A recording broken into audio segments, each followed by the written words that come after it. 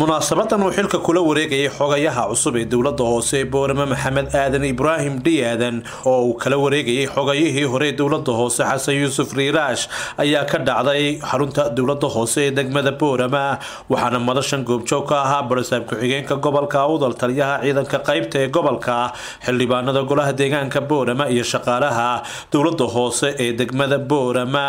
waxaana halkaasi hadallo kala duwan ka soo jeediyay mas'uuliyiintii ka soo qayb galay munaasabadan xil wareejinta iyo mas'uuliyiinta xilka la kala wareegayay waxaana dhammaantoodba hadalladu iskugu biyo shubanayeen dardaaran iyo duco loo kala dirayay labada mas'uul ee xilka la kala wareegay hore oo muddo dheer wada shaqaynayna run ahaantiina shaqaalaha dowladda hoose dhammaantoodba ay ka xumaayeen bedelkaas dhammaantoodba ay ka xumaayeen ama aan ka xumayn waxa weeye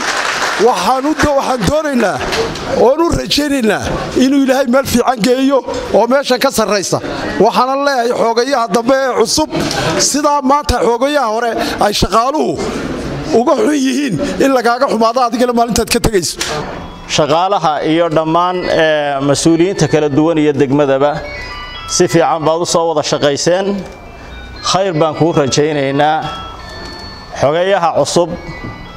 Maxamed Aadan Ibrahim runtii waa nin dhalinyaro ah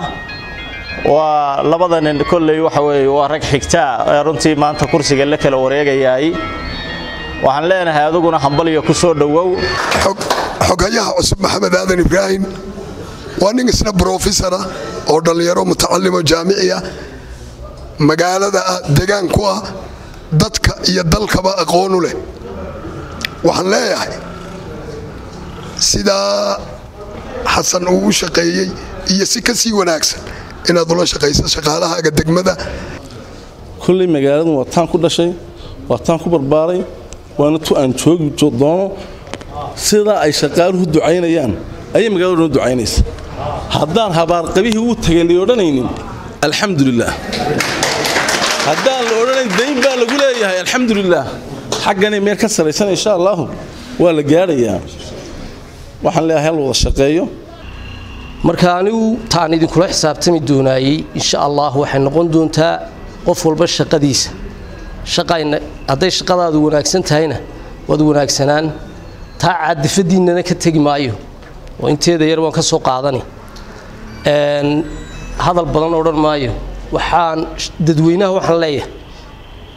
reer Boorama dawladda hoose idinka ayay idin shaqaysaa waa adeega aad rabtaan inaad kula xisaabtantaan ha ka dhigina meel loo soo shaxaato laakiin meel wax qabad la weydiiyo oo gudoomiyaha inta xafiiska ugu timaadaan jid heblaayo biyaha socdaa maxay yihiin qashinka socdaa maxay yihiin